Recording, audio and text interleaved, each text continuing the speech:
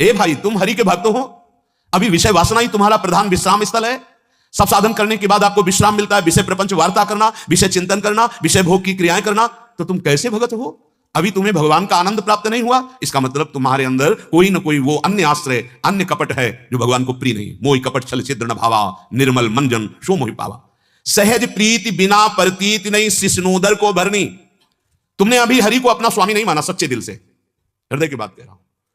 सब साधन एक तरफ और एक तरफ ये ठसक हमारे माई श्यामा जी को राज। हृदय से, हृदय से, हे हरि, हे नाथ, मैं आपका, आप मेरे तो गिरधर गोपाल, दूसरों ने कोई, इससे ज्यादा कोई पावरफुल मंत्र नहीं, सामर्थ्य नहीं। ये बात हृदय में आ जाए, मेरी महारानी श्री राधा रानी, जाके बल में सब सो तोरी, लोक वेद कुलकानी, मेरी महारानी, ये हृदय में आ जाए।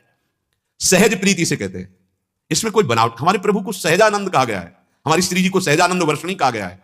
सहज में ही परम सुख प्रदान करने। हम सहज नहीं हो पा रहे, बस समस्या ये कपटी स्वभाव, छली स्वभाव, यही हमारे को सहज नहीं होने दे रहा है। अगर हम सहज में ये बात, सहज है, हमारा स्वरूप सहज है, शंकर सहज स्वरूप हमारे आराध्य देव सहज है, आप क्यों नहीं सहज हो जाते? सीधी बात, मैं प्रभु का, प्रभु मेरे, अंदर से बैठा लो, अन्य भरोसा न करो, और उनका नाम जप करो, उनके आश्रित रहो, देखो जीवन कैसे बढ़ता है आगे।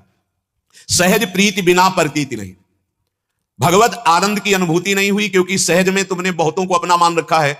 ऐसे ही प्रभु को भी बोल दिया कि हे प्रभु मैं आपका हूं। वैसे ये भी मंगलकारी है, पर अंदर प्रभाव तब पड़ेगा जब अंदर हृदय में बात उतरेगी।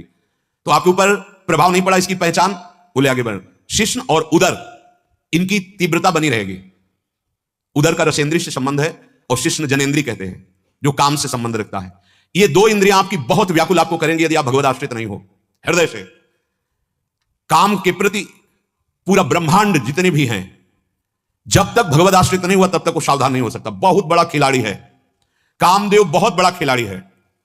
ऐसी महीन सूक्ष्म वृत्ति से फंसा के गिराता है कि जब गिर जाता है देखता है अरे हम तो समझ रहे थे, हम तो निकल गए, कहां खड़े हो गए, ये चूक कैसे हुई? कोई ना कोई अन्य आश्रय है।